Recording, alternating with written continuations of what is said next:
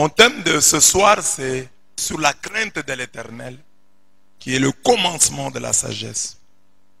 Alors, j'ai pris comme thème, casser un œuf, c'est tuer un bœuf. Dans la Bible, nous connaissons des hommes et des peuples que Dieu a frappés pour leur grande désobéissance, pour des péchés criant au ciel, comme l'homicide volontaire, comme l'exploitation du pauvre, comme la sodomie, l'homosexualité. Quand Caïn a tué son frère Abel, Dieu lui a dit, le sang de ton frère crie. Quand Israël était persécuté en Égypte, Dieu a dit, j'ai entendu le cri, j'ai vu la misère de mon peuple, j'ai entendu son cri. Lorsqu'à Sodome et Gomorrhe, il y avait l'homosexualité, Dieu a dit, le péché de ces villes crie vers lui et monte jusqu'à lui. Donc il y a des péchés des peuples, des péchés des hommes qui crient vers Dieu. Mais dans cet enseignement, pour revenir aux fondamentaux de la crainte du Seigneur qui est le commencement de la sagesse, Psaume 111, verset 10, Proverbe 9, verset 10, nous avons trouvé judicieux de sélectionner des textes bibliques où Dieu a sévèrement puni des hommes et des femmes pour ce que nous considérons comme des peccadilles, comme des fautes légères, excusables. Ce n'est pas pour rien que le péché par lequel la mort et les malheurs sont entrés dans le monde, c'est la consommation d'un fruit, du milieu du jardin d'Éden. C'est une image certes, mais pourquoi Dieu l'a-t-il seulement choisi elle? La réponse est simple. Dieu veut simplement nous dire que la désobéissance reste désobéissance, même si elle n'est que la violation des petits commandements divins. D'où notre thème, casser un œuf, c'est tuer un bœuf. Nous devons sortir d'ici avec la conviction que malgré la distinction entre péché mortel et véniel, Dieu seul sait quand casser un œuf, c'est tuer un bœuf. Dans la Bible, nous connaissons des peuples qui ont commis des péchés graves. L'Égypte persécutant Israël, les soumettant à des durs travaux, le maltraitant. On dit que ce péché a crié vers le ciel. Nous connaissons les péchés de sodomie, d'homosexualité à Sodome et à Gomorrhe. Ce péché a crié vers le ciel. Nous savons que l'homicide volontaire, tuer quelqu'un volontairement, est un péché qui crie vers le ciel. Nous connaissons ces cas. Mais aujourd'hui, j'ai sélectionné quelques cas dans la Bible où des gens ont été sévèrement punis par Dieu pour avoir commis des fautes légères, des péchés véniels. Mais les gens qui les ont commis, Dieu les a sanctionnés sévèrement. Alors j'ai dit, méditons sur ces gens qui ont commis des fautes légères, mais que Dieu a sanctionné lourdement. Méditons sur eux. Peut-être qu'en méditant sur ces textes, nous comprendrons ce qu'est la crainte du Seigneur. Nous comprendrons, malgré la connaissance que nous avons, de la distinction entre les péchés graves et les péchés légers, entre les péchés mortels et les péchés véniels, nous comprendrons que c'est Dieu seul qui détermine quand casser un œuf, c'est tuer un bœuf. C'est Dieu lui-même qui détermine la gravité de nos péchés. Nous avons l'enseignement officiel qui nous dit que ce péché n'est pas grave. Ce péché est véniel. Mais, dans les cas que nous verrons ici, nous allons voir que non. Ça dépend. Il y a des péchés véniels qui deviennent des péchés mortels. Parce qu'il y a des gens qui sont tués ici pour des fautes que nous pourrions nous considérer comme légères.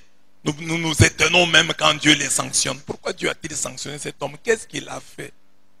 Alors j'ai pris à travers les Écritures 7 exemples, 5 tirés de l'Ancien Testament et 2 du Nouveau Testament. Le premier exemple, c'est un homme qui va être tué, lapidé, parce qu'il a ramassé le bois le jour du sabbat. Le deuxième exemple, c'est l'histoire d'Israël. Vous connaissez l'épisode des serpents brûlants. Mais pourquoi est-ce que Dieu a envoyé à Israël des serpents brûlants? Simplement parce qu'Israël avait murmuré contre Dieu. Ce sont les murmures qui ont appelé dans la vie d'Israël des serpents brûlants. Il y a dans la Bible un homme que nous connaissons, Uza. Il a été tué parce que simplement il est allé toucher indûment à l'arche de l'alliance. Pour avoir touché l'arche, Dieu l'a tué sans autre forme de procès. Un autre exemple, c'est celui de Michal, la fille de Saül, la femme de David. Elle a méprisé David dans son cœur parce que David dansait pour Dieu. Et Dieu l'a frappé de stérilité toute sa vie. Parce qu'elle avait méprisé dans son cœur, pas dans sa bouche, dans son cœur. Elle a méprisé la danse de David et Dieu l'a sanctionné, dit, tu ne mettras pas au monde. Un autre exemple, c'est les 42 gosses, les 42 petits-enfants de Bethel. Ils se sont moqués du prophète Élisée. Ils ont décrit sa calvitie et ils lui ont demandé de monter au ciel comme son maître Élie. Et pour ça, 2 ours sont sortis en pleine journée et les ont dévorés. On dévoré 42 enfants. Pas 2, pas 3, 42 dévorés par 2 ours parce qu'ils ont dit, le chauve monte. Ils sont morts. 6e exemple, c'est dans le Nouveau Testament, les fuguiers. Jésus qui est Dieu et Dieu qui est quand même fort. Hein? Il a faim. Dieu a faim. Et il a envie de manger les fruits. Il s'approche du figuier, il ne trouve pas les figuiers, il maudit les figuiers. Et le lendemain, le figuier sèche. Alors que lui, Jésus nous avait déjà dit que sa nourriture consistait à faire la volonté de son Père. Maintenant, il trouve au figuier des figues et il maudit le figuier. Le 4e exemple, celui que nous connaissons le plus, Anani et Saphira, qui ont vendu leur parcelle, qui ont donné la moitié de la vente. C'est déjà beaucoup. Ils pouvaient me donner la dîme. Ils ne donnent pas la dîme, ils donnent la moitié. Mais ils meurent pour n'avoir pas donné la totalité. Alors qu'ils ont donné la moitié. C'est déjà beaucoup, non? Qui donnent à Dieu la moitié. Eux, ils ont donné la moitié. Ils ont mal fait. Mais ils sont morts pour avoir donné la moitié du fruit de la vente de leur concession, de leur champ. Ils ont donné la moitié et Dieu les a tués. Amen. Voilà les 7 exemples qui nous invitent à la crainte du Seigneur, qui nous invitent à intérioriser cette phrase. Casser un œuf, c'est tuer un bœuf. 1. Pour un viol ponctuel de sabbat. Nous sommes dans les livres de Nombres au chapitre 15, versets 32 à 37. Le texte dit ceci. Comme les enfants d'Israël étaient dans le désert. Ils étaient dans le désert. On trouva un homme qui ramassait du bois. Ah, vous allez dire, mais du bois au désert, oui. Au désert, il y a quand même des acacias. Il y a des arbres qui poussent au désert. Alors, il ramassait du bois. Certainement pour préparer, il avait faim. Il voulait préparer. Il ramassait du bois le jour du sabbat. Ceux qui l'avaient trouvé ramassant du bois l'amenèrent à Moïse, à Aaron et à toute l'assemblée. On le mit en prison. Il y avait une prison au désert. On le mit en prison. Car ce qu'on devait lui faire n'avait pas été déclaré. Jusque-là, on ne savait pas. Dans ces cas, on n'avait pas encore légiféré pour dire c'est lui qui viole le sabbat. On fait quoi? On lui fait quoi? On lui inflige quelle sanction? On n'avait pas encore légiféré sur l'affaire. Alors, on le garde d'abord en prison en attendant la sanction que Dieu va donner. L'Éternel dit à Moïse, cet homme sera puni de mort. Ça, c'est le Dieu bon, le Dieu miséricordieux, les dieux lents à la colère et riches en bonté. Les hommes ne savent pas. Ils demandent à Dieu. Cet homme a ramassé du bois le jour du sabbat. On fait quoi de lui? L'Éternel, le Dieu bon, le bon Dieu, dit, cet homme sera puni de mort. Toute l'assemblée le lapidera hors du camp. Toute l'assemblée le fit sortir du camp et le lapida. Et il mourut comme l'Éternel l'avait ordonné à Moïse. Amen. Amen. Demandez à votre voisin, comment tu trouves ça? Les mauvais, c'est ceux qui sont allés l'accuser. Hein? Qui sont les mauvais? Ceux qui sont allés l'accuser. Hein? Lui n'est pas mauvais. Parce qu'il ne savait pas que le sabbat, il ne fallait pas travailler. Il savait. Ce texte est une grande interpellation pour nous qui sommes devenus si légers et si tolérants envers nos propres péchés et ceux des autres. Nous sommes tolérants, trop tolérants envers nos propres péchés et envers ceux des autres. Combien d'entre nous se scandalisent encore et interpellent leurs frères et sœurs qui s'illustrent dans la violation du jour du Seigneur? Aujourd'hui, si quelqu'un vient en retard, si quelqu'un s'absente le dimanche, qui va le lui reprocher? Qui trouve d'abord que c'est un problème? Qui trouve que c'est mortel? Que cette chose-là peut provoquer la colère? Parce que c'est Dieu dans la Bible qui dit, puisque le sabbat, mon jour, il ne l'a pas respecté, il doit mourir. Ah, il ramassait le bois pour se nourrir, nourrir ses enfants, nourrir sa famille au désert. Il doit mourir. Et mourir comment? Je ne le tue pas. Parce que s'il meurt de maladie, vous allez dire il est mort de maladie. Hein? Il va mourir, vous-même, vous allez le lapider. Pour que vous puissiez aussi intérioriser cela. Pour que vous puissiez voir le sort réservé à celui qui viole le sabbat du Seigneur. Vous le lapiderez vous-même. Vous le tuerez. Vous voyez, dans la vie, il ne faut pas commettre certaines erreurs. Parce que Dieu est un pédagogue. Et il y a, comme je dis souvent, les victimes de la révélation.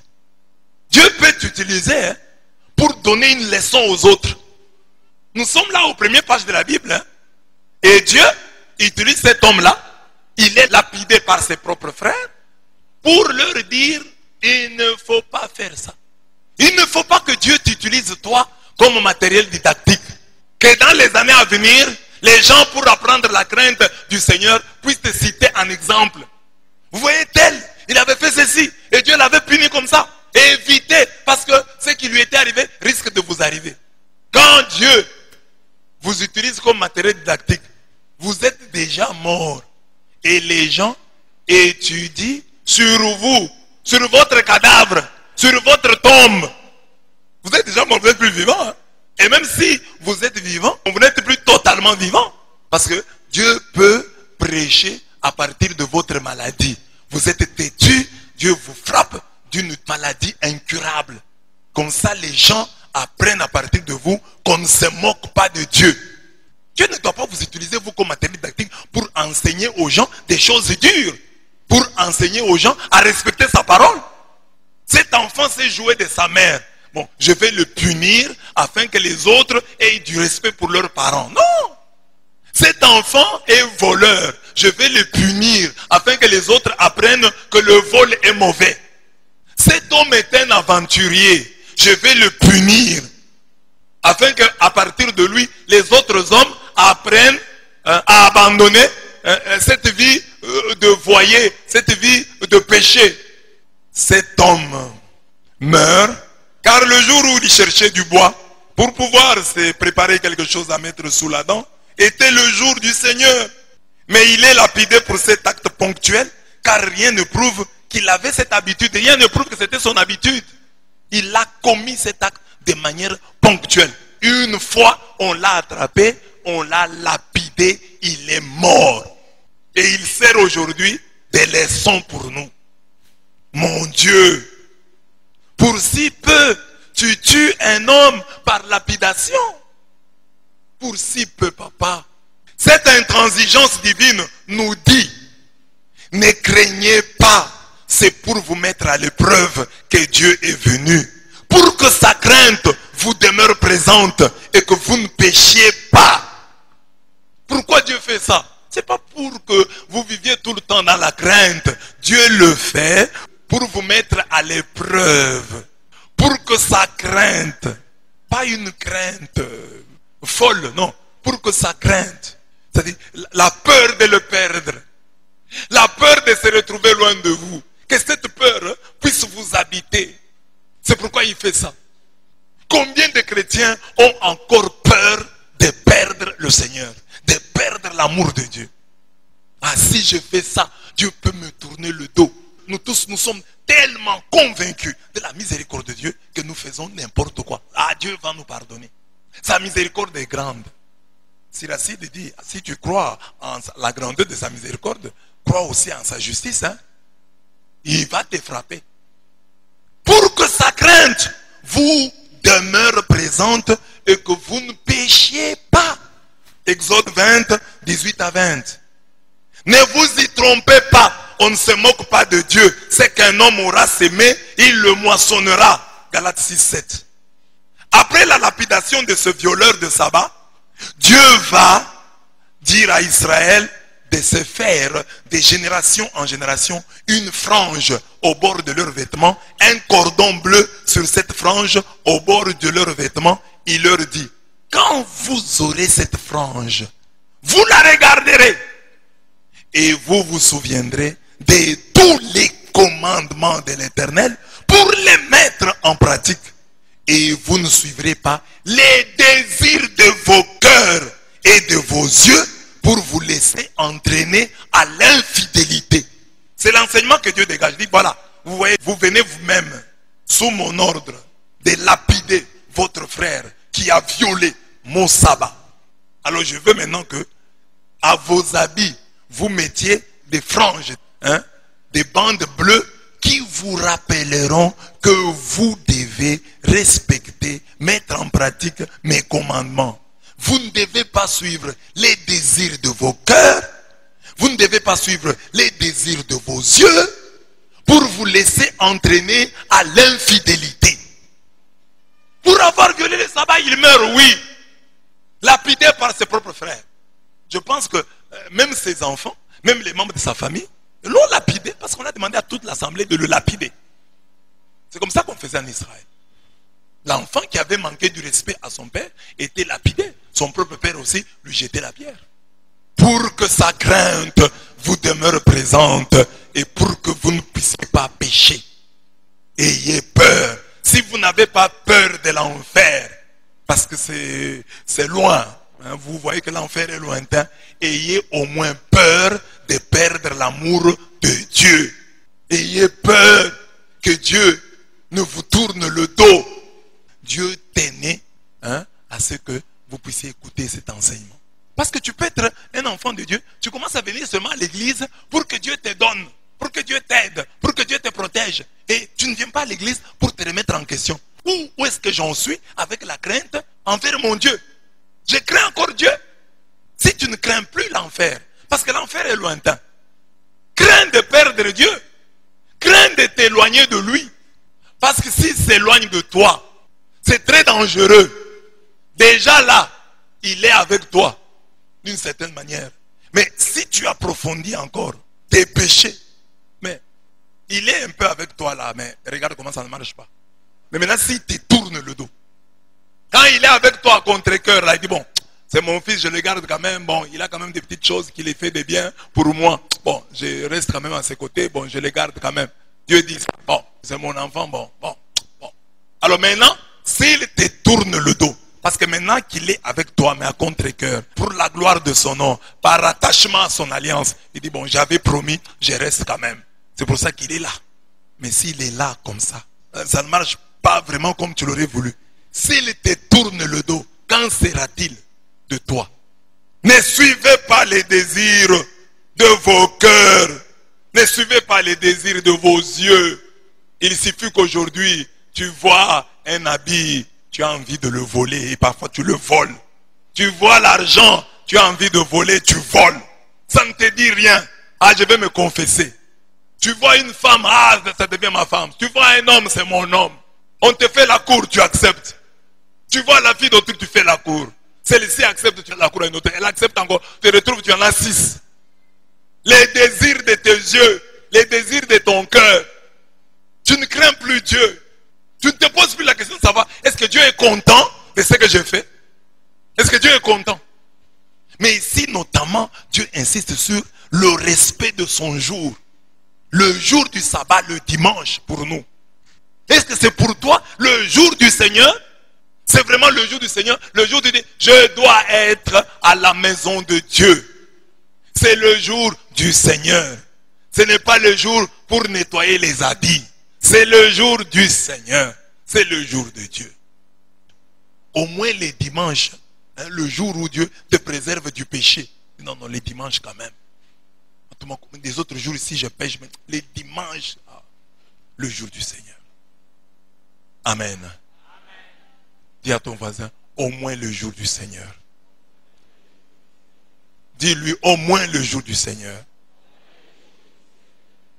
Voilà. Cet homme a été tué pour avoir violé le repos du sabbat. Le sabbat, ce n'est pas seulement le jour où tu viens prier. C'est le jour où si tu fuis le mal. Ah, ça c'est dimanche. C'est le jour où tu fais le bien. Ça c'est dimanche.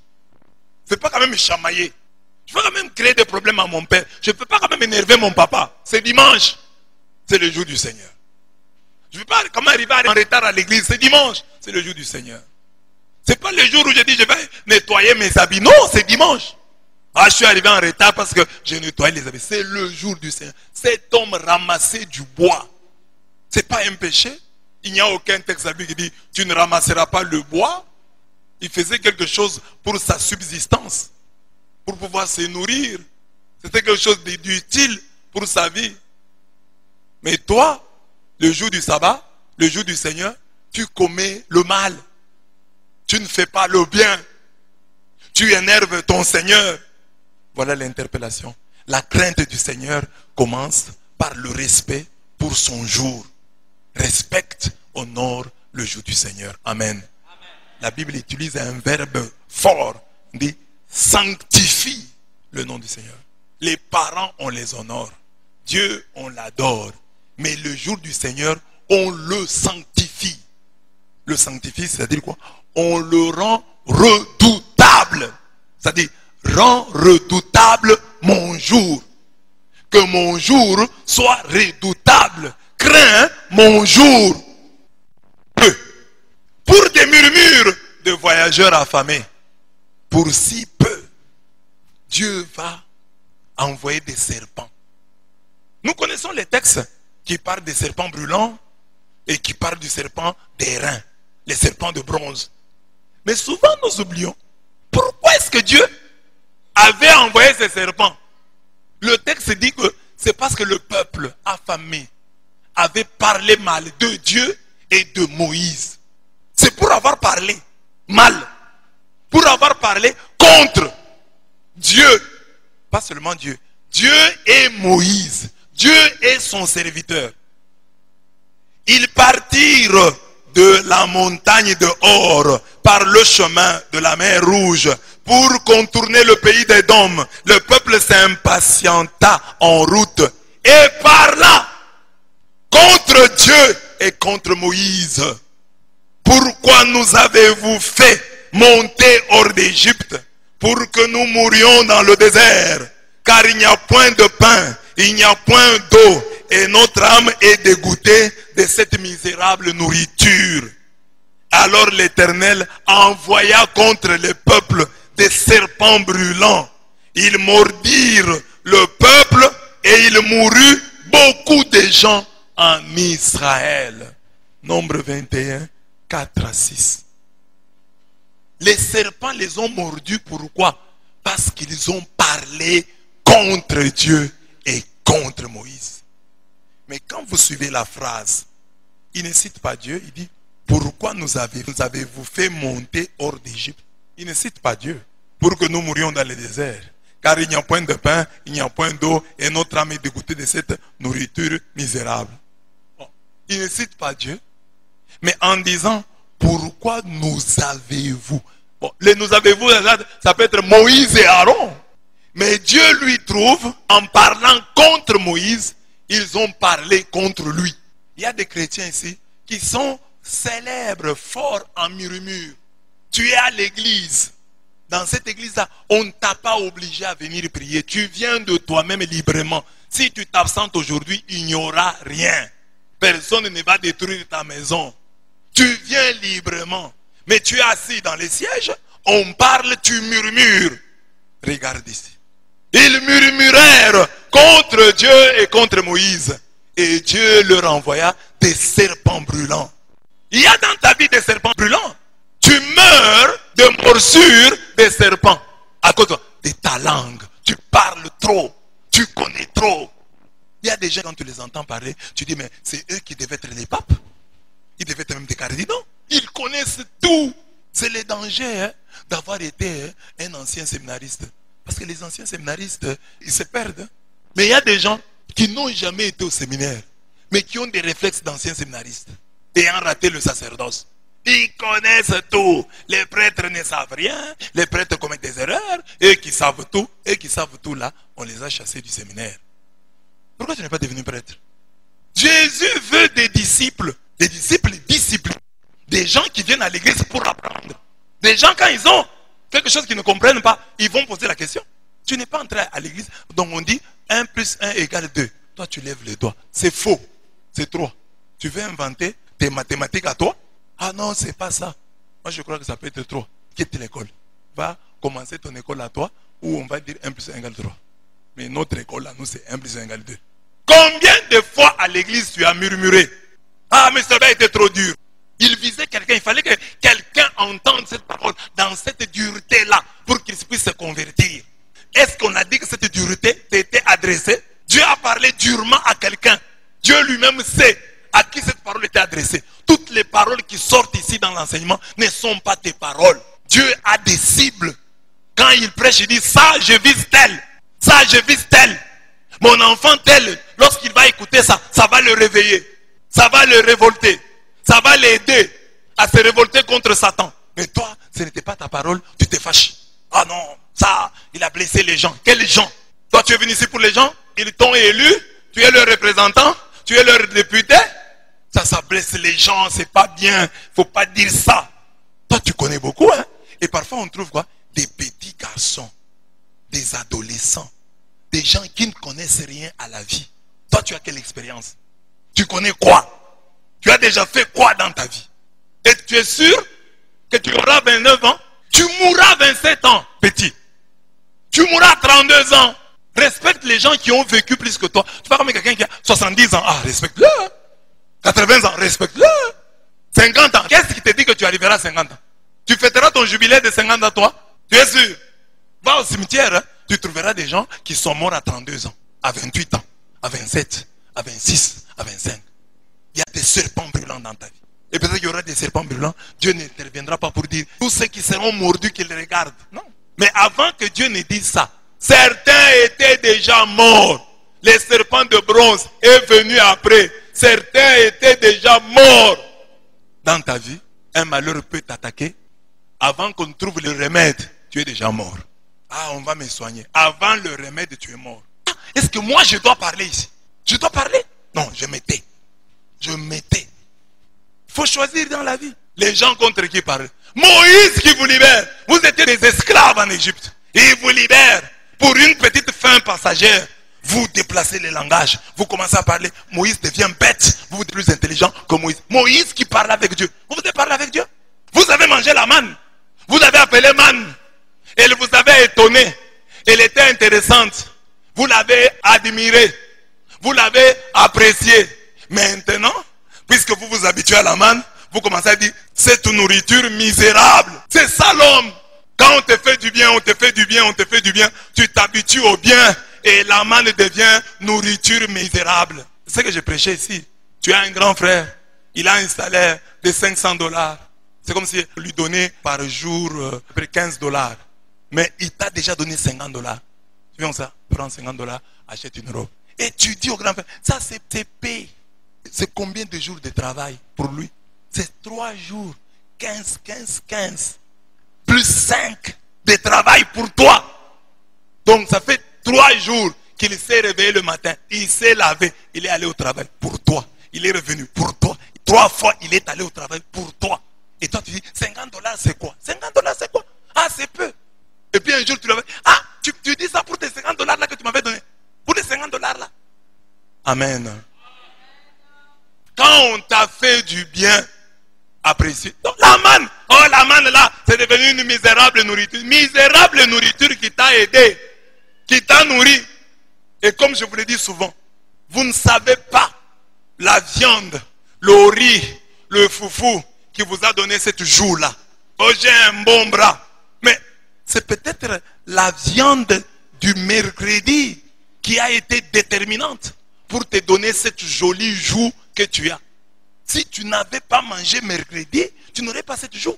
Ah non, nourriture misérable. Tout ce que tu as eu, 1000 francs, 2000 francs, 5000, tout ça, ça t'a aidé. Amen. N'appelle jamais la manne nourriture misérable. Même si tu t'es habitué à la manne, le bien qu'on t'a fait, qu'il demeure toujours bien. Ne méprise jamais. Oh non, tu as payé pour moi, mais tu avais payé seulement une année. Une année, c'est peu.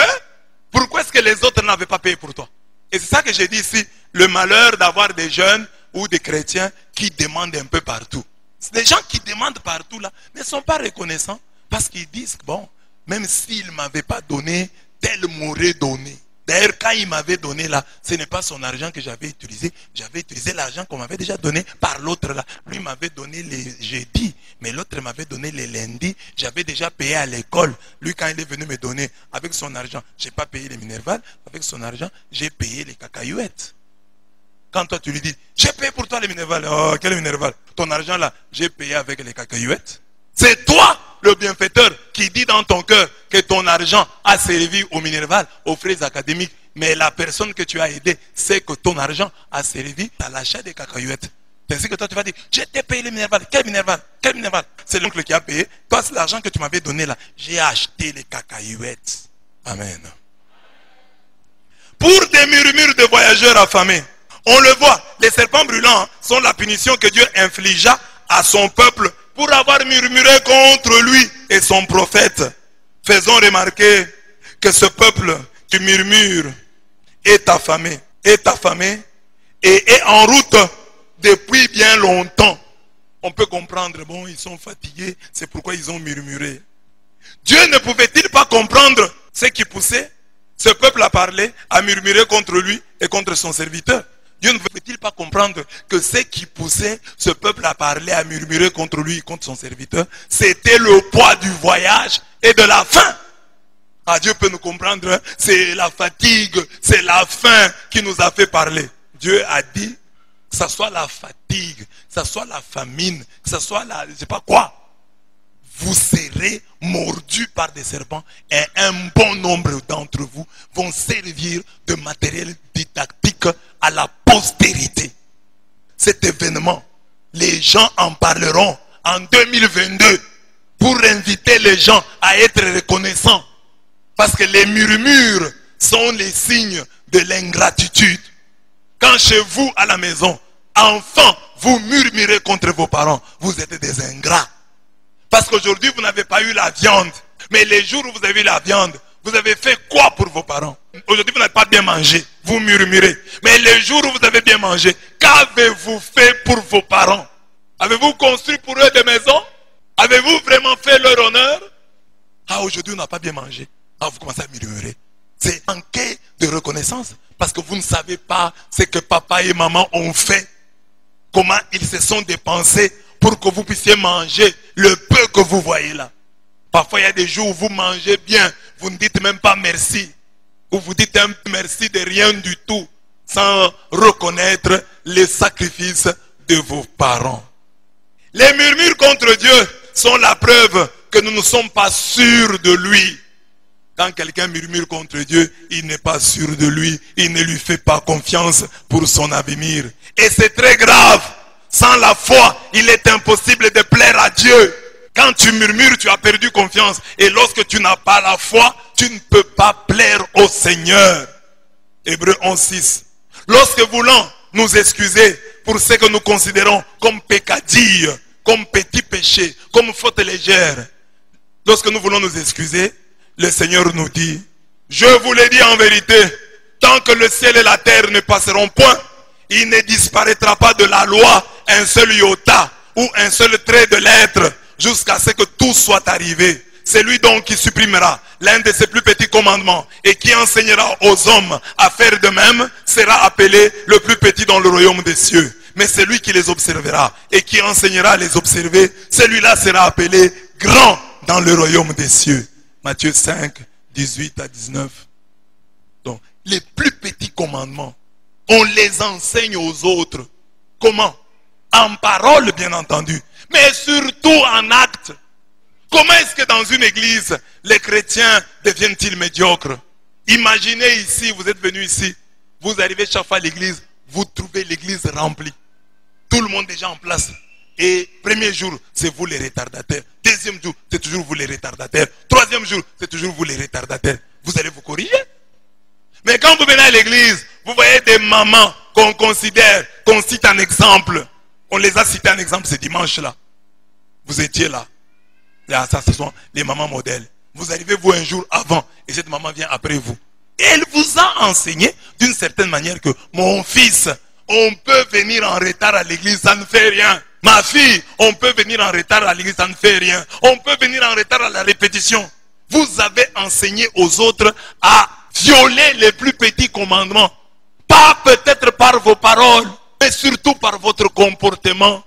Quand à l'église vous êtes fatigué et vous ne savez pas vous mettre à genoux, vous apprenez aux jeunes, ne vous mettez pas à genoux. Regardez-moi votre papa, Dieu m'a béni, j'ai des maisons, j'ai ceci, j'ai cela, mais je ne me mets pas à genoux. Vous non plus, si vous ne vous mettez pas à genoux, ça ne fera rien.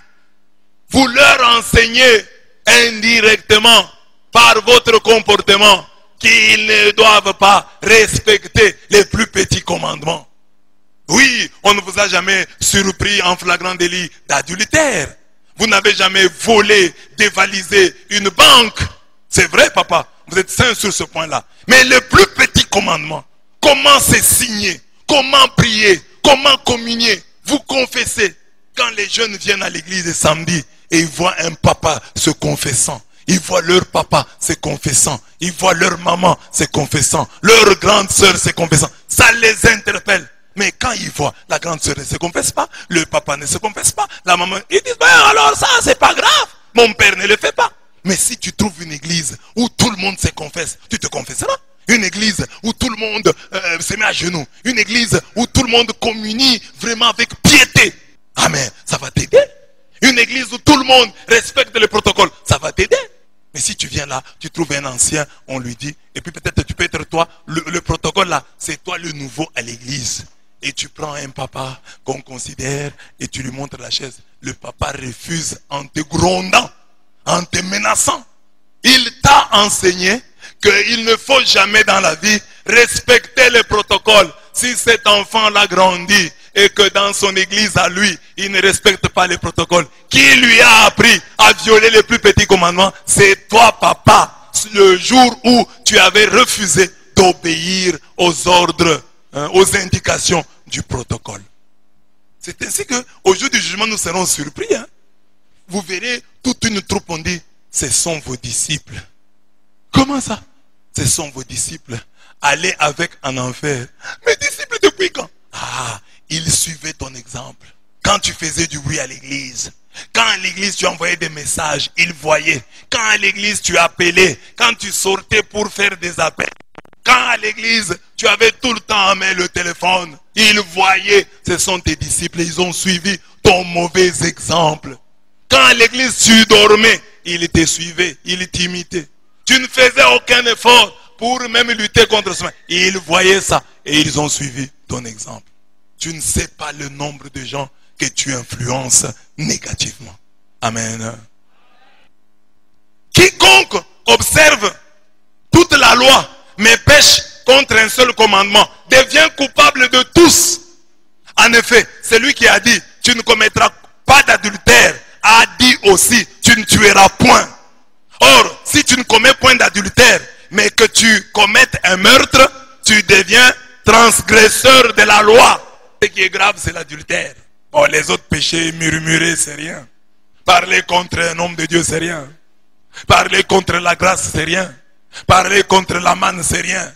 Ce qui est grave, c'est l'adultère. Mais Dieu dit, tu ne commets pas d'adultère, mais tu voles. Tu as violé. On va t'appeler transgresseur de la loi. C'est ça ton nom. Donc, fuis même les murmures. 3. Pour un insignifiant toucher de l'arche. Ça, c'est Uza. David veut ramener l'arche chez lui. Il est là. Et toute la maison d'Israël en train de jouer, de danser devant l'arche de l'Éternel, l'arche de l'Alliance.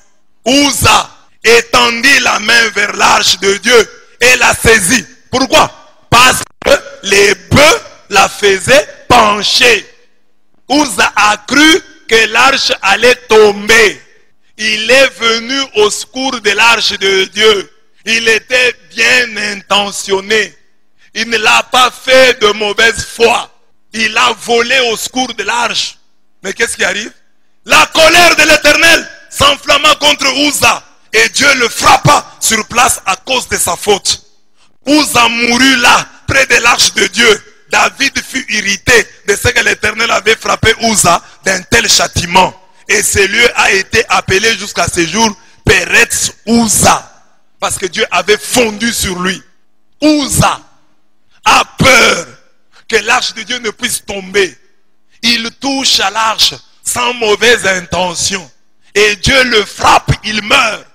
Le Dieu miséricordieux, plein de tendresse et de bonté, lent à la colère et riche en miséricorde. Il frappe Uza, ça meurt. David même est fâché. Comment Dieu peut-il tuer quelqu'un comme ça? Et David a peur. David dit, l'arche n'entrera plus chez moi. Parce que cette arche ici risque de tuer mes enfants. Tu touches à l'arche et tu meurs. Cette mort violente d'Uza nous étonne et nous scandalise même. Comment le Dieu qui sonde les reins et les cœurs n'a-t-il pas pu voir que Uza était animé de bonne volonté? Uza n'a pas de mauvaise foi. Il ne voulait pas que l'arche de Dieu s'écrase. Ce texte est important car il nous interdit toute usurpation, quelle que soit notre bonne intention. Tu peux être bien intentionné, mais ne fais pas le travail qui ne t'a pas été donné. Ne fais rien sans mandat. Oh, c'est pour aider. Non. Qui t'en a donné le pouvoir? Qui t'en a donné le mandat? Non, c'est pour aider. Uza est frappé parce qu'il y avait des prêtres qui étaient chargés à cet office, qui pouvaient bien s'en occuper. Pourquoi lui a-t-il usurpé le pouvoir des prêtres, le pouvoir des Lévites? Pourquoi il a touché à l'arche? Il n'en avait pas le droit. Même s'il avait la bonne foi ne suffit pas. Il faut avoir le droit. As-tu le droit? As-tu reçu le mandat? C'est ça les chrétiens qui s'habituent à la grâce. Ils commencent à faire des choses sans demander l'autorisation. Quand tu es chrétien, ne te laisse pas habiter par l'esprit d'Uza. Oh, je connais le prêtre. Oh, je connais le pasteur. Je peux faire ça à sa place. Il sera content. Demande. Demande. Sauf s'il te dit non, tu fais. Ah, tu fais. Mais demande. Embête-le en demandant. Qu'il te dise, mais tu peux faire ça. Oui, ah, ça c'est bien. Mais qui te donne la permission? Demande. Tu ne perds rien en demandant. Ah, je vais faire moi-même. Je crois que si je fais ça, il sera content. Il peut être mécontent. Il ne te l'a pas dit. Tu es sûr qu'il sera d'accord avec toi. Ça, c'est un des éléments de la crainte de Dieu. L'esprit d'Uza peut t'envahir. Mais Uza, pourquoi il a eu cette tentation? Mais parce qu'il marchait à côté de l'arche. Comme il était à côté de l'arche, je suis à côté de l'arche, je peux toucher quand même. Je suis à côté de l'arche, je peux toucher l'arche. Ça fait quoi? Ne t'habitue pas que ton métier, entre guillemets, que ta fonction à l'église, que ton ministère ne te pousse jamais à t'habituer à Dieu, aux choses de Dieu. Que les choses de Dieu te restent toujours étrangères et étranges. Que tu trembles toujours. Ministre, tremble. En tant que serviteur de Dieu, nous ne devons jamais nous envoyer et faire pour lui des choses à notre tête. Dieu est très clair. Je n'ai point envoyé ces prophètes et ils ont couru. On ne t'a même pas envoyé, tu cours. Quand on t'envoie, tu marches. Toi, on ne t'a pas envoyé, mais tu es en train de courir. On t'a envoyé. Je ne leur point parlé et ils ont prophétisé. S'ils avaient assisté à mon conseil, ils auraient dû faire entendre mes paroles à mon peuple et les faire revenir de leur mauvaise voie, de la méchanceté de leurs actions. Jérémie 23, 21, 22. Ceux qui se scandalisent par cette intransigeance divine doivent comprendre qu'il est le seul à mesurer la gravité de nos péchés. Qui a connu la pensée du Seigneur? Ou qui a été son conseiller? Qui lui a donné le premier pour qu'il ait à recevoir en retour? Romains 11, 34 à 35. Qui a connu la pensée du Seigneur pour l'instruire? Or pour nous, nous avons la pensée de Christ. 2 Corinthiens 2, 16. Qui a sondé l'esprit de l'Éternel et qui l'a éclairé de ses conseils? Isaïe 40, 13. Est-ce à Dieu qu'on donnera de la science, à lui qui gouverne les esprits célestes? Job 21, 22. Donc, si quelqu'un est scandalisé, pourquoi Dieu tue Uza alors que Uza, il a la bonne foi? Toi, tu n'es pas Dieu. Dieu sonde les reins et les cœurs. Lui seul sait ce qu'il y avait dans le cœur de Uza. Et c'est pourquoi il a sanctionné. Ne dis pas, ah, Dieu en a fait trop. Non, Dieu ne peut pas en faire trop. Il a agi justement parce que lui connaît le fond de nos cœurs. C'est nous qui nous disons que Uza était animé de bonne foi. Mais le Dieu qui sonde les reins et les cœurs, c'est pourquoi Uza a osé toucher à l'arche. C'est ainsi que nous ne pouvons pas trop parler, juger Dieu. Nous ne sommes pas ses conseillers. Nous n'avons pas été à son conseil pour qu'il nous dise le pourquoi de son agissement. Nous ne pouvons que nous incliner devant celui qui connaît les tenants et les aboutissants de nos actions. C'est lui qui connaît les vraies raisons, les vraies causes de nos actions. Amen. C'est pourquoi, dans les choses de Dieu, si quelqu'un est frappé, ferme aussi ta bouche. Même ici à l'église. Parce que Dieu peut utiliser mon erreur matérielle pour parler à quelqu'un. C'est pourquoi je vous dis, il faut devenir spirituel. Vous savez que Dieu, quand il veut te parler, il peut créer. Dieu, c'est un metteur en scène. Il peut créer une odeur. Nous sommes ici, tu sens l'odeur du caca, du chanvre. Et tu dis, Christevie, c'est toi. Tu as pris les chanvres. Non, mais c'est pas. Tu as pris les chanvres. Non, mais c'est pas. Quitte ici. On te chasse. En te chassant, tu vas dehors. Quelque chose tombe, bam, et tu es épargné. C'est Dieu ou ce n'est pas Dieu? Donc Dieu peut utiliser mon erreur pour te sauver, pour sauver les autres. On ne sait jamais. Alors, vous, quand dans la vie, nous regardons, ah, c'est lui qui est en erreur, nous le condamnons directement. Est-ce que nous sommes entrés dans la pensée de Dieu?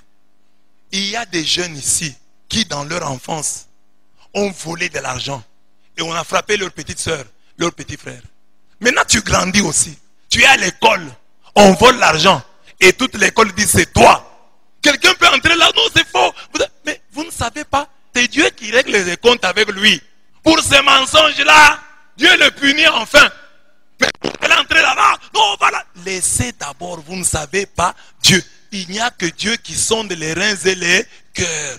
Vous pouvez dire, ah, il est innocent. Alors que Dieu le punit pour une faute commise il y a 5 ans. C'est quand Dieu le punit là que c'est fini maintenant. Mais toi tu peux entrer là-bas, tu t'embrouilles, tu commences à parler trop de choses, tu ne sais pas comment Dieu agit. Le fait que nous avons un Dieu qui est mystère, qui écrit droit avec des courbes, dont les pensées ne sont pas les nôtres, dont les pensées sont différentes des nôtres, doit nous rendre, doit faire de nous des hommes et des femmes extrêmement réservés. Parce que nous ne savons pas son mode opératoire. Dieu, il est le Dieu des surprises. Il écrit droit avec des courbes. Ses pensées ne sont pas nos pensées. Alors, il faut te taire. Peut-être c'est un moyen qu'il utilise pour le bien de tel et de tel. Et toi, tu ne sais pas. Non, voilà. On a fait, tu commences à t'embrouiller pour rien. Tais-toi. Quand nous sommes dans les choses de Dieu, nous devons apprendre à nous taire. Nous devons apprendre à être réservés. Uza. Oh, l'arche va tomber. Mais Dieu, lui, ne voit pas. C'est l'arche de Dieu. Tu as déjà appris qu'elle est tombée une fois. Et elle va tomber seulement aujourd'hui. Laisse l'arche. Dieu lui-même s'en occupe. Dieu s'occupe de son arche. Ne joue pas au sauveur de Dieu. Il y a beaucoup de gens dans le monde qui passent pour des sauveurs de Dieu. C'est que je vous dis souvent sur les réseaux sociaux. J'ai dit, voilà, quelqu'un a écrit son truc. Dieu n'existe pas. Dieu lui-même a vu ça. Il les laisse parler. Et toi, tu veux intervenir pourquoi? Laisse. Dieu lui-même, il a des livres saints qui sont perdus. Et Dieu les a laissés se perdre. Alors, qui es-tu toi pour entrer dans ce don quichotisme spirituel, penser que c'est toi le sauveur de l'humanité? Ah, on a commis l'erreur, je dois corriger. C'est moi le big rouge, je dois corriger. Si c'est une erreur, si ça ne va pas, non. C'est l'esprit d'Ouza. Laisse. L'arche ne tombera pas. Amen. Dis à ton voisin, l'arche ne tombera pas. Laisse. Affermis tes frères, affermis tes sœurs. N'attaque pas les autres en pensant que ce qu'ils font là fera tomber l'arche. Non. Parle à tes frères. Mes frères, voilà notre foi. Restons fidèles à notre foi. C'est comme ça, c'est comme ça. Les autres là, ils disent des choses. C'est ce que je vous ai déjà enseigné ici. Écrivez sur nos pages. N'allez pas attaquer les gens sur leurs pages. Laissez-les dire. L'arche ne tombera pas.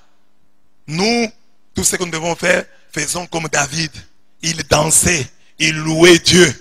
C'est tout ce qu'il faisait, danser et louer Dieu. Mais Ouza, au lieu de danser aussi, de louer Dieu, lui commence à penser, et l'arche peut tomber, que je soutienne l'arche. Laisse, loue, danse, loue le Seigneur, l'arche ne tombera. Même dans ta vie, ne te fais pas trop de soucis. Oh, je n'ai pas le travail, oh, telle chose ne marche pas dans ma vie, ça va tomber maintenant. Loue, chante, laisse l'arche, Dieu s'en occupe. Oh, moi je dois le toucher l'arche, je dois faire ceci, je dois faire cela pour que l'arche tienne. L'arche tiendra parce que Dieu veille sur elle. L'arche ne tombera jamais. Toi, ton travail c'est louer le Seigneur. Ton travail c'est danser pour le Seigneur. Et l'arche ne tombera pas. Dieu s'occupe de l'arche. Toi, occupe-toi de la danse. Amen. Dis à ton voisin, occupe-toi de la danse. Dieu s'occupera de son arche. Amen. Occupe-toi de ta marche. Avance, marche à côté de l'arche. Mais Dieu s'occupera de l'arche. Toi, occupe-toi de la marche. Marche, avance. Dieu s'occupera du reste. Acclamons le Seigneur qui s'occupe de son arche.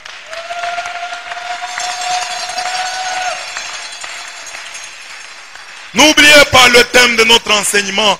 Casser un œuf, c'est tuer un bœuf. L'objectif de l'enseignement, c'est pour que la crainte du Seigneur nous demeure présente et que nous ne péchions pas. J'ai parlé de l'homme qui a violé le sabbat. J'ai parlé des Juifs qui au désert ont murmuré. Je parle de Ouza qui est allé toucher à l'arche et qui est mort. C'est lui qui a violé le sabbat, a été lapidé. Ceux qui ont murmuré ont été mordus par des serpents brûlants. C'est lui, Ouza, qui a touché indûment à l'arche. Il est mort sur place, foudroyé par le Seigneur lui-même. Que la crainte de l'Éternel demeure présente en nous et que nous ne péchions pas. 4. Pour un simple mépris intérieur, Michal, la fille du roi Saül, la femme de David, le méprise dans son cœur.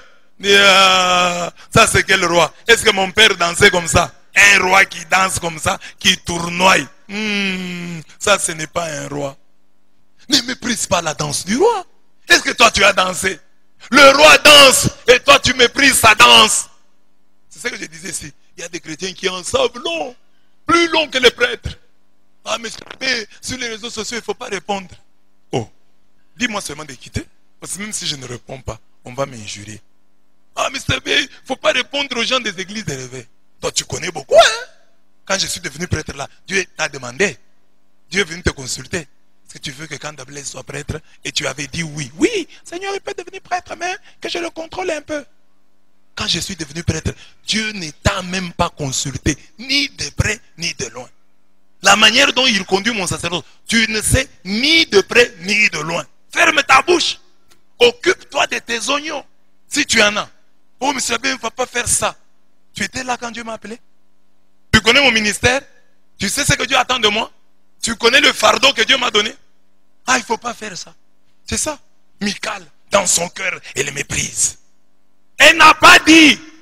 Les autres ont murmuré. Ils ont parlé contre Dieu et contre Moïse. Elle n'a pas murmuré. Elle n'a pas parlé. Elle, c'est dans son cœur. Elle a méprisé David. Ah, quel roi. Il danse comme ça. Il s'est fait ridiculiser. Michal a méprisé dans son cœur. Qu'est-ce qui lui est arrivé? Écoutez le texte. Comme l'arche de l'Éternel entrait dans la cité de David, Michal, fille de Saül, regardait par la fenêtre et voyant le roi David sauter et danser devant l'Éternel, elle le méprisa dans son cœur. Cette danse n'était pas du goût de tout le monde. C'est pourquoi, lorsque David s'en retournant pour bénir sa maison, Michal, fille de Saül, sortit à sa rencontre. Elle avait méprisé dans son cœur, mais maintenant elle dit: quel honneur aujourd'hui pour le roi d'Israël de s'être découvert aux yeux des servantes de ses serviteurs, comme se découvrirait un homme de rien. C'est ça que j'ai dit à une grande personne, avec tout le respect que je vous dois, en tout cas je regrette. C'est un manque de respect. Et quelqu'un qui prétend vous respecter, il vient faire ça sur votre mur. Si quelqu'un vous respecte, il peut tout au moins le dire même inbox. Mais quand quelqu'un dit sur ta page, avec tout le respect que je vous dois, je regrette. C'est un manque de respect. C'est ça que Michal fait. Michal suit David et dit: c'est de... Quel honneur aujourd'hui pour le roi d'Israël de s'être découvert aux yeux des servantes de ses serviteurs, comme se découvrirait un homme de rien. David répondit à Michal: c'est devant l'Éternel qui m'a choisi de préférence à ton père et à toute sa maison pour m'établir chef sur le peuple de l'Éternel, sur Israël. C'est devant l'Éternel que j'ai dansé. Je veux paraître encore plus vil que cela et m'abaisser à mes propres yeux. Néanmoins, je serai en honneur auprès des servantes dont tu parles. Or Michal, fille de Saül, n'eut point d'enfant jusqu'au jour de sa mort. 2 Samuel 6, 20 à 23. Toi qui méprises la danse d'autrui, il y a une fille qui danse ici. Ah, elle danse pour montrer son derrière. Merci. Toi qui sondes les reins et les cœurs. Si elle danse pour l'Éternel, Dieu va te frapper. Tu seras frappé de stérilité. Pas seulement stérilité. Il y a des stérilités. Hein. Les stérilités sont diverses. Tu vois, dans ta vie, tu as des enfants, mais tu souffres d'une stérilité financière. Tu souffres d'une stérilité relationnelle. Tu souffres d'une stérilité sociale, d'une stérilité matrimoniale. Les gens qui viennent te parler ne t'épousent pas. Parce que tu méprises la danse des autres. Les jeunes gens dansent pour Dieu. Toi tu dis: ah, ils ne dansent pas pour Dieu. Ça sont des farceurs, ils dérangent. Mais s'ils dansaient pour Dieu, c'est ça la crainte du Seigneur.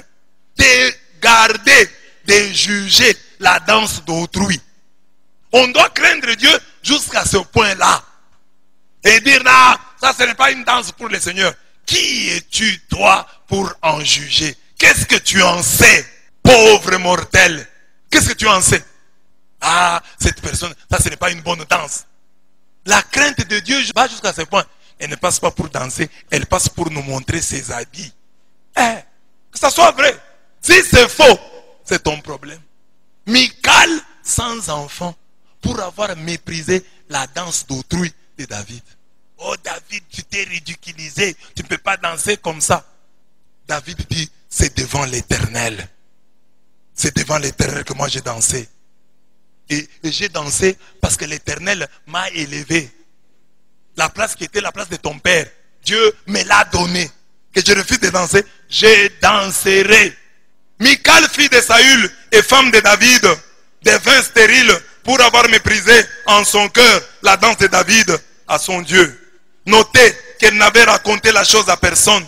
Tout s'est passé dans son cœur. Mon Dieu, pour si peu.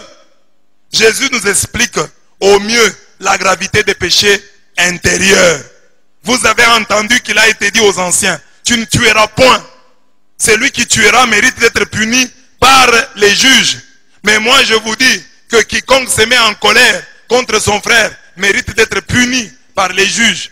Que celui qui dira à son frère: Raka, mérite d'être puni par le Sanhédrin et que celui qui lui dira insensé mérite d'être puni par le feu de la géhenne. Vous avez appris qu'il a été dit, tu ne commettras point d'adultère. Mais moi je vous dis que quiconque regarde une femme pour la convoiter a déjà commis un adultère avec elle dans son cœur. Matthieu 5, 21 à 22, 27 à 28. Quand on craint Dieu en vérité, on évite même les péchés en pensée. Qui pêche en pensée finit toujours par pécher en parole et en acte. Il y a des stéréotypes qui viennent de nos méprises intérieures. En punissant ainsi un péché en pensée, le Seigneur combat toute hypocrisie qui fait de nous des frères et sœurs au fort externe et non au fort interne, qui bénissent de leur bouche mais maudissent dans leur cœur. Psaume 62, verset 5. Dieu ne veut pas des hypocrites. Ce que tu dis dans le cœur, ton mépris du cœur, pousse Dieu à te sanctionner. Les paroles dites à David, tu as méprisé sa danse et tu lui as parlé. Non, non, David, tu t'es fait ridiculiser aujourd'hui. Ah, il a eu des problèmes pour ça. Ça signifie quoi? La crainte du Seigneur va jusqu'à ce point. Ne viole pas le sabbat. Même si c'est pour manger, ne viole pas le sabbat. Ne murmure pas. Les serpents brûlants sont là. Ne murmure pas contre Dieu, contre ses serviteurs. N'usurpe pas. Ne fais rien sans en avoir reçu le mandat. Ne crois pas que l'arche va tomber. Dieu s'occupe de son arche. Ne méprise pas la danse d'autrui. Tu ne sondes pas les reins et les cœurs. Laisse les gens danser pour Dieu. Tu vas attirer sur toi la stérilité pour rien. Tu vas bloquer ta fécondité pour rien. Et j'ai dit ici, les stérilités sont diverses. 5. Pour des rires, pour des moqueries de gosses, Dieu va tuer. Pour des moqueries des gosses mal polis, malotrus. Rien d'aussi tragique dans la Bible que la mort de ces 42 jeunes garçons dévorés par 2 ours en plein jour pour s'être joués du prophète Élisée. En effet, après l'assomption d'Élie, Élisée monta à Bethel et comme il cheminait à la montée, des petits garçons sortirent de la ville et se moquèrent de lui. Ils lui disaient, monte chauve, monte chauve. Il se retourna pour les regarder et il les maudit au nom de l'Éternel. Alors 2 ours sortirent de la forêt et déchirèrent 42 de ses enfants. De là, il alla sur la montagne du Carmel, d'où il retourna à Samarie. 42 petits garçons sont morts parce qu'ils avaient dit du prophète Élisée qu'il était le chauve et qu'il devait monter comme son maître, comme son prédécesseur, Élie. 2 Rois 2, 23, 25. On le voit, ces petits garçons ne dirent rien de grave contre l'homme de Dieu. Ils n'ont pas injurié. Il n'y a pas d'injure ici. Ils disent le chauve, il était chauve. C'est la stricte vérité. Il était chauve. Ils n'ont rien dit d'exagéré. Ce que je disais tantôt. Parlez avec légèreté des hommes de Dieu. Parce que Élisée, si c'était ton papa, il y a des papas ici, si tu te respectes, tu viens à l'église après la... Aucun garçon ne te critiquera. Aucune fille ne te critiquera. Mais l'homme de Dieu, comme il est devant toi, il prêche. Tu as le culot de les critiquer. Tu as le culot de décrire comment il est. De décrire ses lèvres. Comment il a 2 lèvres. Comment il a 2 oreilles. Parce que ces garçons ne font rien d'autre que la description de ce qu'était le prophète. Et ils ajoutent une interpellation. Ils disent, bon voilà, si tu es un prophète, monte. Comme ton prédécesseur, comme ton maître. Bon, ils n'ont rien dit de grave comme tel. Ils n'ont pas injurié son père. Ils n'ont pas touché à sa mère. Ils ont simplement dit, chauve, monte. On le voit. Ces petits garçons décrivent simplement ce qu'il était. Un chauve qui devait aussi monter, qui devait foutre la paix aux gens, comme son maître et prédécesseur Élie l'a fait. Cela révèle que ces paroles n'étaient pas des paroles d'enfants. Parce que ces enfants n'avaient aucune raison de vouloir que le prophète puisse s'en aller. Les enfants reprennent les dires des adultes. Pourquoi Dieu frappa-t-il les enfants? C'était une manière de nous apprendre à respecter scrupuleusement les hommes de Dieu. Donc il faut les respecter, mais même pas les décrire. Je ne prêche pas pour ma chapelle. Je vous prêche pour tout homme de Dieu. Qui qu'il soit. Respecte le prêtre. Écoutez ce que la Bible dit. Lévitique 21:8. Tu regarderas un sacrificateur, c'est-à-dire un prêtre, comme saint, car il offre l'aliment de ton Dieu. Il sera saint pour toi, car je suis saint, moi l'Éternel, qui vous sanctifie. Le prêtre sera saint pour toi. Pourquoi? Il offre l'aliment de ton Dieu. On n'a pas dit il est saint parce qu'il se comporte bien. On n'a pas dit il est saint parce qu'il est cool avec toi. On n'a pas dit respecte-le, il est saint car il n'a pas de femme. Non, on a dit il est saint car il offre l'aliment de ton Dieu. Ce prêtre offre-t-il l'aliment de mon Dieu? Oui. Pour cela, il est saint. Tant qu'il offre l'aliment de mon Dieu, il est saint. Tu regarderas un sacrificateur comme saint, car il offre l'aliment de ton Dieu. Il sera saint pour toi, car je suis saint, moi l'Éternel, qui vous sanctifie. Lévitique 21:8. Dieu frappe les enfants, mais en réalité, c'est leurs propres parents qu'ils sont frappés. De qui est-ce que ces petits garçons ont appris toutes ces choses sur l'homme de Dieu? En quoi son ministère les dérangeait-il pour qu'ils puissent désirer sa disparition?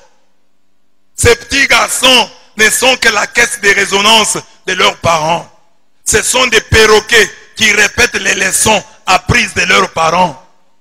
Vous témoignez ainsi contre vous-même que vous êtes les fils de ceux qui ont tué les prophètes. Matthieu 23:31. Ne sois pas le fils, la fille de ceux qui ont tué les prophètes. Ton père, ta mère, ta tante, ton oncle, tes grands frères, tes grandes sœurs ont eu des problèmes avec des prêtres, avec des hommes de Dieu. Ils ont arraché les affiches d'autrui. Ils sont allés jeter des pierres à une église pendant la messe de minuit. Ils ont volé des hosties et du vin à l'église. Ton père a volé la Bible d'un prêtre. Ta maman a volé le pagne d'une religieuse. Et toi, tu es de cette famille-là. Évite. Et tu peux voir déjà tes parents. Tu regardes ton papa, tu regardes ta maman. Tu peux déjà estimer et voir que mon papa, c'est un ennemi des prêtres. Je l'entends souvent parler en mal. Et du pape, et du cardinal, et de l'évêque, et du curé, et de tous les prêtres. J'entends mon père à cette habitude. Donc je suis né des parents qui tuent les prophètes. Alors je ne dois pas achever l'œuvre que mes parents ont commencé.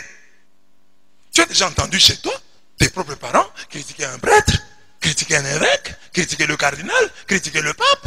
Tu as déjà entendu? Alors tu dois être prudent. Donc ton père, ta mère sont capables de tuer un prêtre, sont capables de tuer un prophète. Ils l'ont tué par leurs paroles. Ils l'ont tué en ne le soutenant pas. Ils l'ont tué en l'abandonnant à son triste sort. Ils l'ont tué en ne l'écoutant pas, en ne prenant pas en considération ses paroles, son ministère. C'est tuer un homme de Dieu. Parce que vous pensez que tuer un homme de Dieu, c'est seulement prendre un poignard et l'enfoncer dans son ventre. Non. Quand l'homme de Dieu le soir rentre chez lui et commence à se poser des questions, à quoi bon travailler pour Dieu? J'ai fait tout ça pourquoi? Quand il commence à se poser ces questions-là, vous l'avez tué? Vous pensez que demain, il aura la même énergie? Demain, vos enfants deviennent sectaires. C'est aussi parce qu'ils n'ont pas vu en vous le sens de l'église. Vous n'avez protégé aucun prêtre, vous n'avez nullement protégé l'église, alors vos enfants, bon, et aussi disent, on peut quitter cette église? D'ailleurs, maman critique l'église, papa critique l'église. 6. Pour une fin passagère du Dieu incarné. Un arbre va être maudit, un figuier. Jésus a faim. Il voit un arbre, il voit des feuilles. Jésus est attiré par les feuilles. Il s'approche de l'arbre pensant y trouver des fruits. Malheureusement, l'arbre n'a pas de fruits. Jésus se fâche, il maudit l'arbre. Il va faire autre chose. Le lendemain, quand il passe par là, Pierre remarque que l'arbre, le figuier, a séché. Il dit à Jésus, mais l'arbre a séché. Jésus dit, oui. Pourquoi Jésus? Alors que le texte dit, car ce n'était pas la saison des figues. En un temps qui n'était pas opportun, Jésus va chercher des fruits au figuier. Il n'en trouve pas et le maudit. Quel est l'enseignement? Il ne parle pas de l'arbre. Il parle de toi et de moi. Dieu tient tellement aux fruits qu'il te demande de les porter à temps et à contre-temps. En temps opportun et en temps inopportun. Porte du fruit. Dieu en a besoin.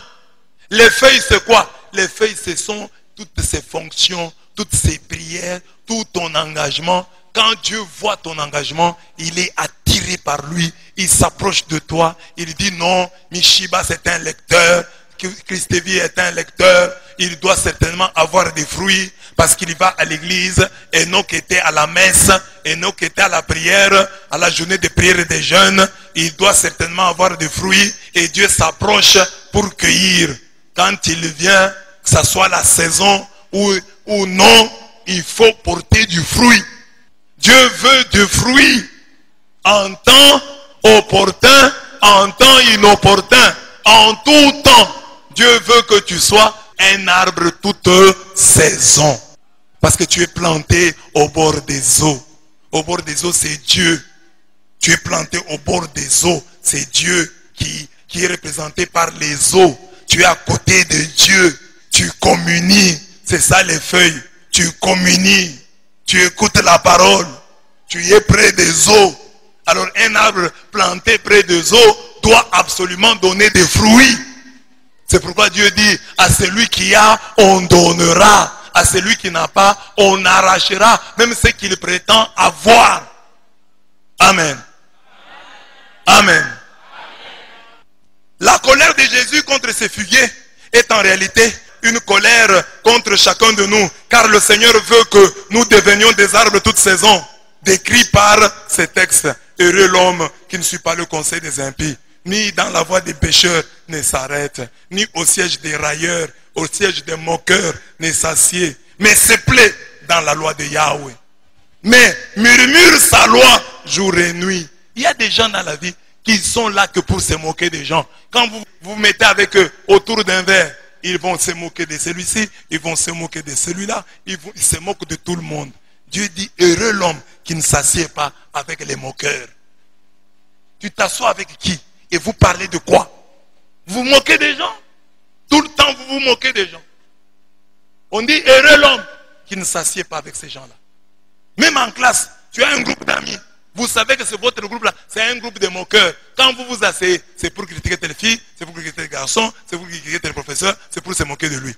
Dieu dit, heureux l'homme, tu veux être heureux, ne t'assieds pas avec les moqueurs, avec les railleurs, les gens qui se moquent des autres, qui ne soient pas tes amis. Cet homme-là, il est comme un arbre planté qui donne son fruit en la saison et jamais son feuillage ne sèche. Tout ce qu'il fait réussit. Tout ce qu'il fait réussit. Pour les impies, rien de tel. Mais ils sont comme la balle qu'emporte le vent. Psaume 1, 1 à 4. Le juste poussera comme un palmier. Il grandira comme un cèdre du Liban. Planté dans la maison de Yahweh. Ils pousseront dans les parvis de notre Dieu. Vieillissant, il fructifie encore. Il garde sa sève et sa verdeur. Pour publier que Yahweh est droit. Mon rocher, en lui, rien de faux. Psaume 92, 12 à 16. Ainsi donc, lorsque Jésus maudit les figuiers, alors que ce n'était pas la saison des figues, il nous invite simplement à être des sarments sur la vigne afin de porter continuellement des fruits. Jean 15, 1 à 8, 16. Dieu tient beaucoup aux fruits et lorsqu'il ne les rencontre pas dans nos vies, il nous maudit. On donnera à celui qui a et il sera dans l'abondance, mais à celui qui n'a pas, on ôtera même ce qu'il a. Matthieu 13, 12, Matthieu 25, 29. Mais bien aimés, quand nous sommes près de Dieu, quand quand nous sommes en Dieu, nous avons l'obligation de porter des fruits. Ah, je suis chrétien. Où sont tes fruits? Les fruits, ce sont les œuvres. Je suis chrétien, je visite les malades. Je suis chrétien, je visite les prisonniers.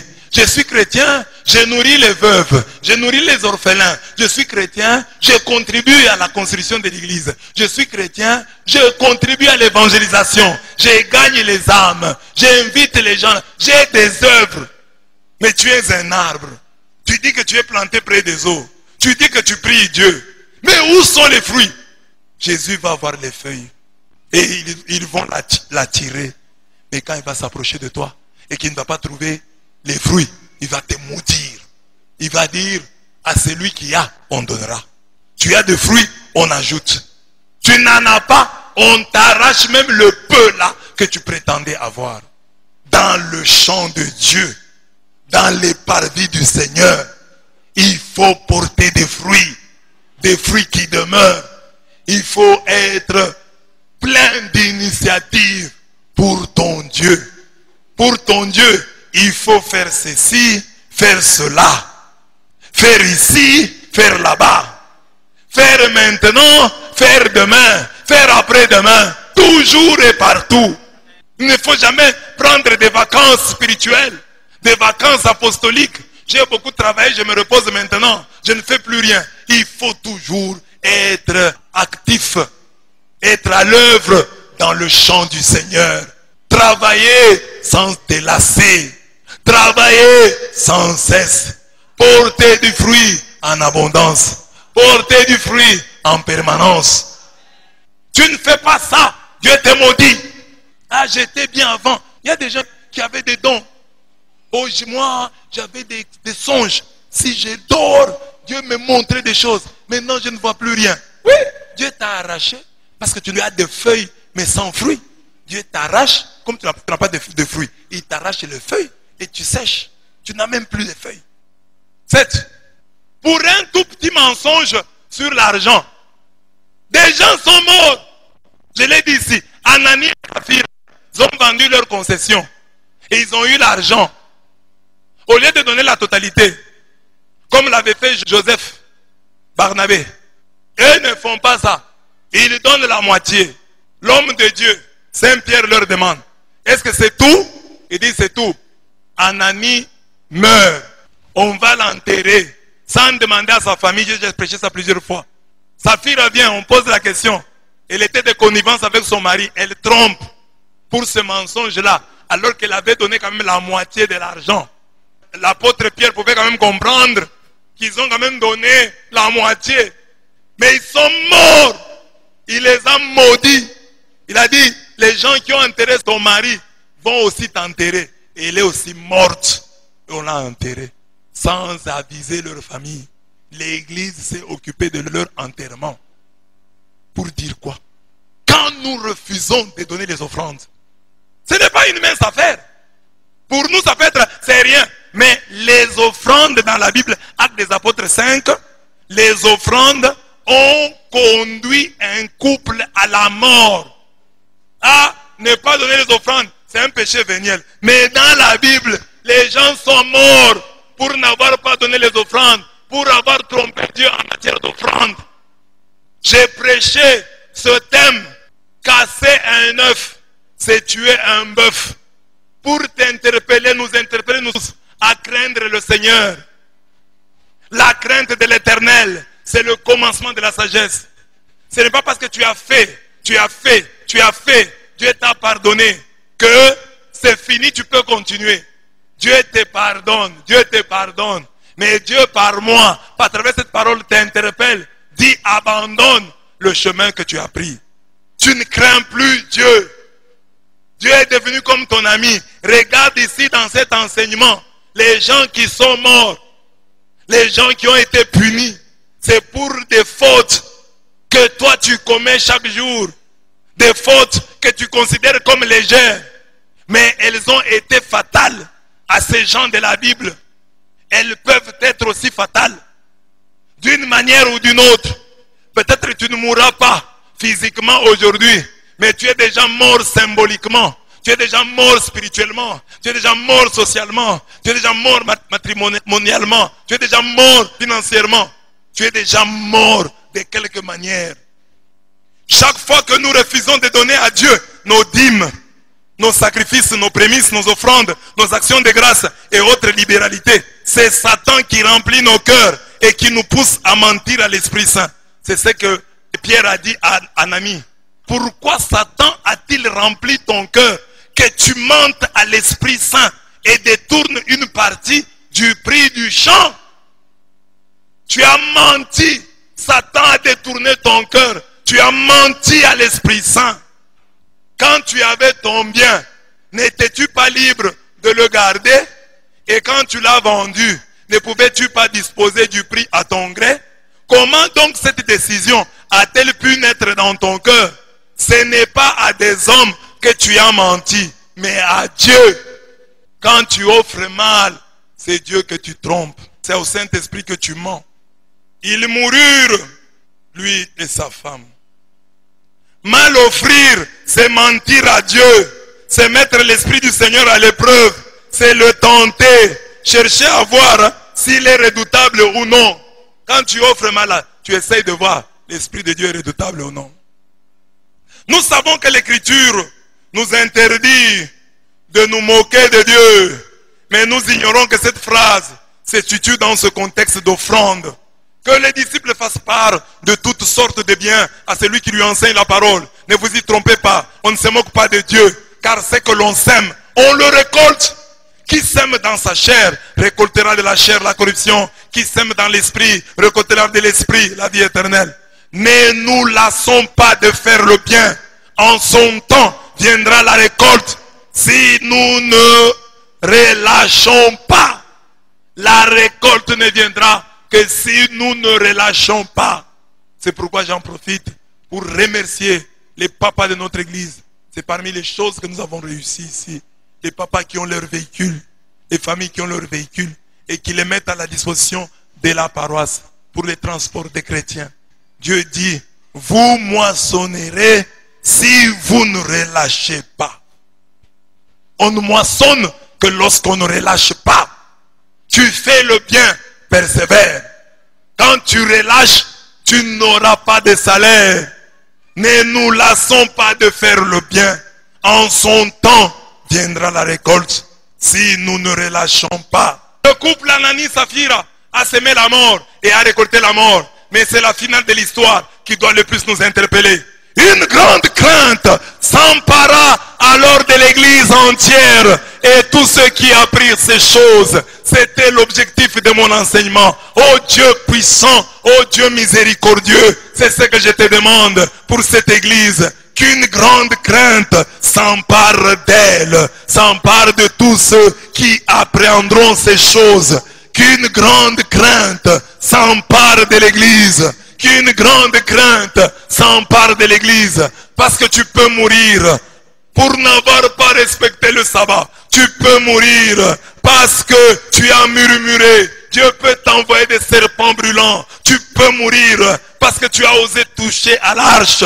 Tu peux être frappé de stérilité parce que tu as méprisé la danse de David, la danse de ton frère et de ta sœur qui dansaient pour le Seigneur. Et toi tu as dit qu'il dansait pour celui-ci ou pour celui-là. Tu peux être frappé parce que tu as fait un commentaire sur le physique de l'homme de Dieu, sur sa calvitie, sur ses oreilles, sur sa démarche, sur sa manière de parler. Tu as fait un commentaire déplacé. Pour cela, tu peux mourir. 42 enfants sont morts pour s'être moqués, pour avoir décrit le prophète, le physique du prophète.